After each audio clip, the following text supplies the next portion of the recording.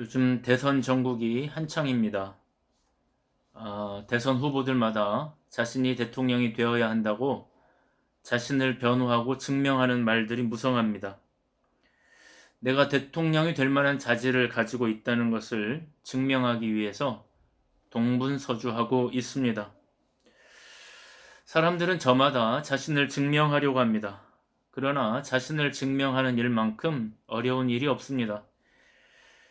나는 이런 사람이야 또는 나는 이런 사람이 아니야 라고 항변하지만 그 말에 신뢰를 주기란 여간 어려운 일이 아닙니다. 오늘 예수님의 말씀에 보면 예수님에게도 약간의 쓸쓸함이 묻어납니다. 아무리 말을 해도 사람들이 예수님을 믿지 않으려고 하는 것입니다. 진실을 보려고 하지 않기 때문입니다. 그런 사람들 앞에서 오늘도 예수님은 네 가지 이 근거를 가지고 자신을 증언하려고 합니다. 오늘은 그 말씀을 조금 살펴보려고 합니다. 오늘 본문에 보면 예수님은 자신에 대해서 네 가지 근거를 가지고 증언을 하는데, 첫째는 세례 요한의 증언입니다. 사람이 자신을 증언할 때 누군가 어떤 권위 있는 사람들의 말을 인용해서 증언하려고 하는 경향이 있습니다. 왜냐하면 신뢰감을 높여주기 때문입니다. 예수님도 오늘 세례 요한의 증언을 도구로 사용합니다. 물론 예수님은 세례 요한의 권위를 사용하실 필요가 전혀 없습니다. 그럼에도 불구하고 오늘 말씀에 보면 어떻게든지 사람들이 예수님을 믿고 구원받게 하시려고 세례 요한의 증언을 도구로 사용하는 겁니다. 사람들은 세례 요한을 보통 사람이 아닌 사람으로 알고 있었습니다. 그의 설교는 워낙 강력했고 수많은 사람들이 그를 따랐습니다. 그는 하나의 빛과 같은 존재였습니다. 많은 종교 지도자들이 세례 요한에게 와서 조언을 구하거나 토론을 했습니다. 그때마다 세례 요한은 예수님에 대한 증언을 했습니다. 나는 메시아가 아니라 내 뒤에 오시는 나보다 더 높으신 분이, 더 위대한 분이 계시다. 나는 그의 신들매를 풀기도 감당치 못할 그런 인물이 오신다. 나는 빛이 아니다. 내가 빛이 아니라 나는 누군가에게 반사하는 빛이다. 진짜 빛, 정작 그 근원 되시는 빛이 있는데 그분이 바로 예수 그리스도다. 세례 요한은 계속해서 예수님을 증언하고 있었던 겁니다. 예수님은 이 세례 요한의 증언을 들어서 자신을 증언하려고, 항변하려고 하고 계십니다. 그런데도 사람들은 세례 요한의 말을 믿지 않습니다. 두 번째로 예수님은 자신을 증언하면서 예수님이 하신 사역을 그 근거로 내세웁니다. 예수님은 내 말을 정 못 믿겠다면 내가 하는 사역을 보고 나를 믿으라. 내가 하는 역사, 내가 하는 일을 보고 나를 믿으라. 사람이 자신을 증명하려고 할 때 가장 좋은 증명은 삶으로 증명하는 것입니다. 말로 자신을 증언하면 사람들은 잘 믿지 않습니다. 당신이 나를 어떻게 보는지 모르겠지만 나는 착한 사람입니다. 이렇게 아무리 항변을 해도 자신이 평소에 삶의 모습이 착하지 않다면 그 증언은 거짓이 됩니다. 예수님은 오늘 말합니다. 내가 하는 말을 못 믿겠다면 내가 하는 일을 보라. 내가 하는 삶을 보라. 내가 하는 사역을 보라. 이렇게 말합니다. 사랑하는 여러분, 이것이 매우 중요합니다. 우리는 자신을 말로써 증명하려고 하면 안 됩니다. 말로써는 증명이 되지 않습니다. 실제로 주님은 자신에 대한 주장도 많이 물론 말로 하셨습니다만, 그러나 예수님은 자신이 말할 때마다 그 주장을 뒷받침할 만한 삶을, 뒷받침할 만한 사역을 항상 보여주셨습니다. 요한복음 5장에 나오는 38년 된 환자를 일으키는 장면도 그런 것입니다. 오병이어 사건도 그런 것입니다. 예수님은 삶으로 자신을 증명하려고 하는 것입니다. 나는 저와 여러분이 예수님이 하시는 말뿐 아니라 그분의 삶과 그분의 사역을 보고 예수님을 믿으실 수 있게 되기를 축복합니다. 그런데도 유대인들은 이 예수님을 믿지 않았습니다. 예수님은 이번에는 세 번째로 하나님의 증언을 소개합니다. 오늘 말씀 요한복음 5장 37절부터 39절까지 보면요. 또한 나를 보내신 아버지께서 친히 나를 위하여 증언하셨느니라. 너희는 아무 때에도 그 음성을 듣지 못하였고 그 형상을 보지 못하였으며 그 말씀이 너희 속에 거하지 아니하니 이는 그가 보내신 이를 믿지 아니함이라. 너희가 성경에서 영생을 얻는 줄 생각하고 성경을 연구하거니와 이 성경이 곧 내게 대하여 증언하는 것이니라. 하나님의 말씀이, 그 성경이, 구약 성경, 여기서 성경이란 말은 구약 성경을 말합니다. 구약 성경이 나를 계속해서 증언하고 있다, 이렇게 말합니다. 실제로 하나님은 성경에서 예수님에 대한 증언을 무수히 쏟아 놓으셨습니다. 예수님을 증언하는 수많은 예언들이 있습니다. 구약을 그리스도의 관점에서, 예수 그리스도의 관점에서 보면 무궁무진합니다. 창세기 3장 15절에 보면 그는 너의 머리를 상하게 할 것이고 너는 그의 발꿈치를 상하게 할 것이다. 이걸 원시복음이라고 합니다. 이 말씀을 필두로 해서 너는 내 아들이다, 내가 너를 낳았다, 시편 2편 7절, 나무에 달리고 부활할 것이다, 시편 2편 7절 8절, 예수님의 옷을 나누고 제비 뽑을 것이다. 시편에도 엄청나게 많고요, 예언서에도 엄청나게 많습니다. 여자가 잉태하여 아들을 낳을 것이다, 이새의 뿌리에서 한 왕이 나올 것이다, 베들레헴에서 한 다스리는 자가 나올 것이다, 나귀를 탈 것인데 나귀 새끼를 탈 것이다. 예언서에도 예수님에 대한 예언이 얼마나 많이 나오는지 모릅니다. 이 부분은 너무나 많기 때문에 따로 추려서 공부해야 될 정도로 분량이 많습니다. 그리고 신약에서도 하나님의 증언이, 직접 증언이 나옵니다.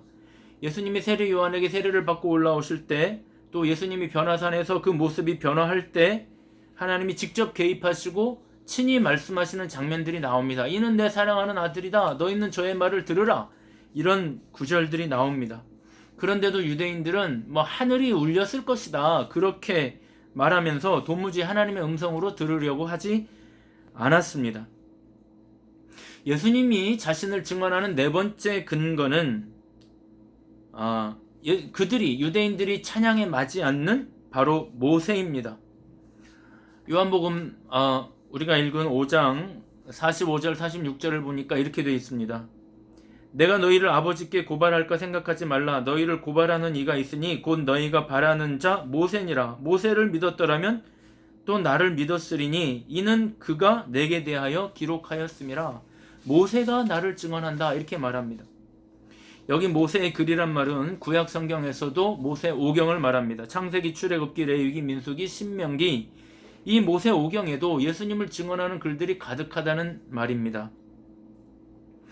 모든 제사, 절기, 성막, 이 모두 다 예수님의 모형이죠. 그리스도의 모형입니다. 성막 안의 모든 상징들, 기구들, 이 모든 것들은 그리스도라고 하는 한 방향을 가리킵니다.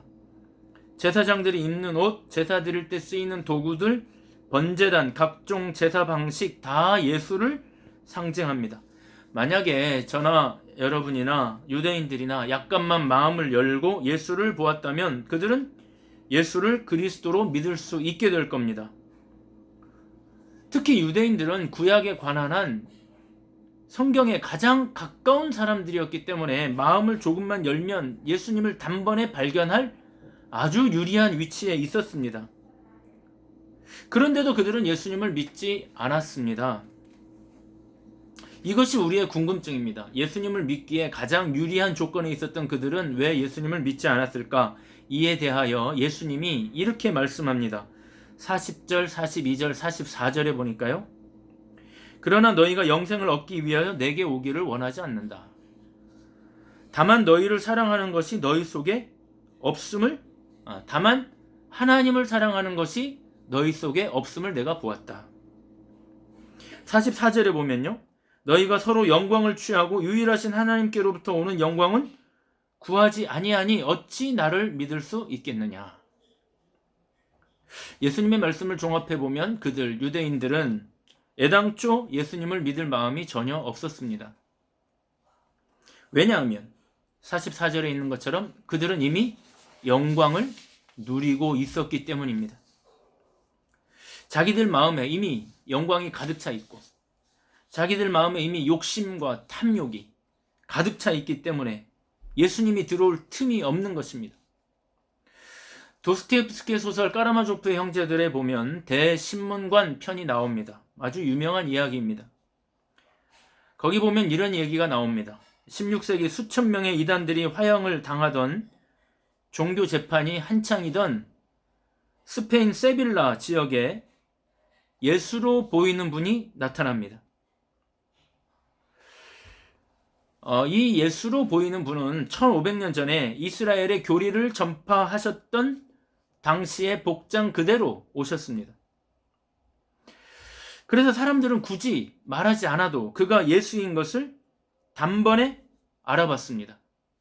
죽은 자들을 살리고 또 맹인들의 눈을 뜨게 해주고 아주 따뜻한 말로 그들을 위로하고 하시는 걸 보고 수많은 사람들이 그가 예수라는 것을 단번에 알아봤습니다. 당시 화형을 집행하던 종교 재판관인 대신문관도 재림한 예수를 단번에 알아봤습니다. 단번에 알아봤으면 당장에 무릎을 꿇고 경배를 할 것 같은데 이 대신문관은 그날 그 자리에서 즉시로 군인들을 동원하여 예수를 체포합니다. 그리고 감옥에 가둡니다. 그리고 밤에 예수를 찾아갑니다. 왜 다시 나타나서 우리를 방해합니까? 이 땅을 우리에게 맡겨주신다고 약속하지 않았습니까? 내가 내일 당장에 당신을 화형에 처할 수도 있다는 것을 당신은 모르십니까? 그러면서 예수를 신문합니다. 예수님은 대신문관의 질문에 아무런 대답을 하지 않습니다. 그리고 조용히 일어나 신문관의 뺨에 키스를 하는 것으로 그 이야기가 마쳐집니다. 도스토옙스키가 말하고자 하는 바가 무엇일까? 그들은 애당초 이 중세의 종교 지도자들은 애당초 예수를 믿을 마음이 없었던 겁니다. 그들은 이미 그들 마음 가운데 영광이 가득 차 있습니다. 예수를 받아들일 틈이 없습니다. 예수님이 재림하셨는데도 그를 배척합니다. 사실 이것은 중세 유럽을 배경으로 했지만 당시의 러시아의 종교적 상황을 고발하기 위한 겁니다. 도스토옙스키가 살던 당시의 제정 러시아도 상황이 비슷했습니다. 황제이면서 성직자인 자들이 나라를 다스렸습니다. 농노와 백성들을 혹사했습니다. 3천만 명의 인구 중에 2천만 명이 극빈에 시달리던 시대였습니다. 그런데 세속 권력과 종교 권력을 가진 자들은 백성들을 착취하면서 자기 배가 부르도록 불을 착취하고 있었습니다. 그러나 이러한 모습은 지금 예수님을 대하는 유대인들도 마찬가지였습니다.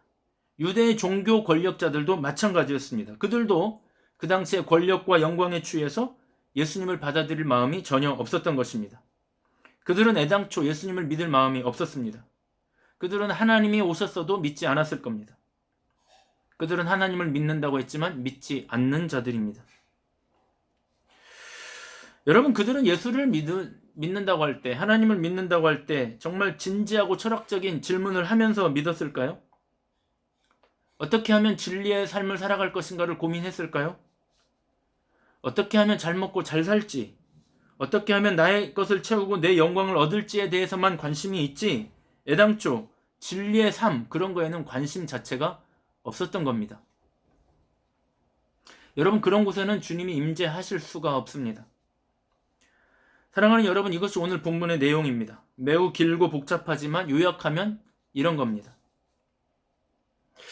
그렇다면 여러분, 오늘 본문에서 우리는 어떤 교훈을 받아야 할까요? 예수님께서 이 네 가지 경로를 통해 예수님 자신을 증언하는데도 유대인들은 도무지 믿지 않았다. 이것이 오늘 본문의 내용이라면 우리는 여기서 어떤 교훈을 받아야 할까?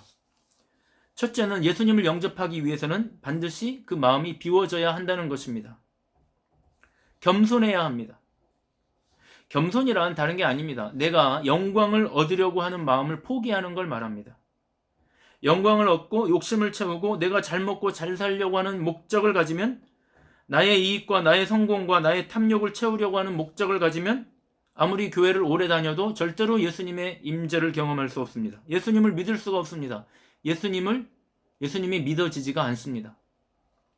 나의 마음이 비워지고 진리 자체를 구하고 잘 살든 못 살든 잘 먹든 못 먹든 경제적으로 부유하든 그렇지 않든 내가 제대로 한번 진리 안에서 살아봐야 되겠다. 인간답게 한번 살아봐야 되겠다. 어차피 한번 사는 세상이라면 바르게 진리 안에서 살아봐야 되겠다는 마음을 먹는 순간 우리의 눈이 열립니다. 예수님이 밝게 보입니다.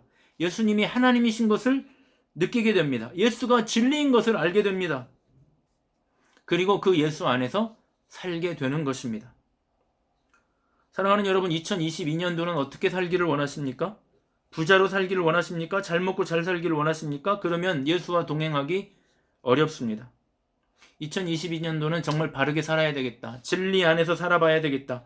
마음의 모든 것을 내려놓고 내 마음을 다 비워놓고 앞으로의 삶이 어떻게 되든지 상관없이 나는 진리의 삶을 한번 살아봐야 되겠다고 결심하는 순간 예수님이 환히 보이게 될 것입니다. 그때 우리의 영혼 안에 예수님이 오셔서 우리의 영혼을 밝게 비추어 주실 것입니다. 둘째는 우리가 예수 믿는 사람이라면, 만약에 저와 여러분이 예수를 이미 영접하신 분들이라면, 진리 안에서 살아가고 있는 사람이라면 우리는 그것을 어떻게 증명할 것인가? 나는 예수 믿었어. 이제 나는 진리 안에서 살게 되었어. 이렇게 말하면 됩니까? 그렇게 끝나는 게 아닙니다. 2022년도는 우리의 삶이 내가 진리 안에서 살고 있다는 것을 증명해야 합니다. 나의 삶의 태도가 그것을 증명해야 합니다. 나는 이제 예수 안에 살아. 내 안에 주님이 살고 계셔. 하는데 매일 짜증만 낸다면 그건 진리 안에 사는 게 아닙니다. 그건 내가 진리 안에 산다는 것을 증명하는 게 아닙니다. 여러분, 사람은 누구나 화가 나게 되어 있습니다. 화날 일이 왜 없습니까? 그러나 화가 난다고 해서 화를 내는 사람이 있고 화를 내지 않는 사람이 있습니다. 화가 날 때마다 화를 내면 내가 진리 안에서 살고 있다는 것을 증명할 수가 없습니다. 사랑하는 여러분, 올해는 우리를 입증하는 삶을 살 수 있게 되기를 바랍니다. 작년에는 우리가 말을 많이 했다면 올해는 우리의 삶으로 많이 보여주기를 바랍니다. 나는 이런 사람이야 주장만 하지 말고 내가 이런 사람이라는 것을 삶으로 증명하기를 바랍니다. 그래서 올해는 꼭 승리의 인생을 살아가기를 바랍니다. 저는 개인적으로 성공이라는 말보다 승리라는 말을 좋아합니다. 올해는 악에게 지지 말고 선으로 악을 이기는 승리의 한 해가 되실 수 있기를 주님의 이름으로 축복합니다.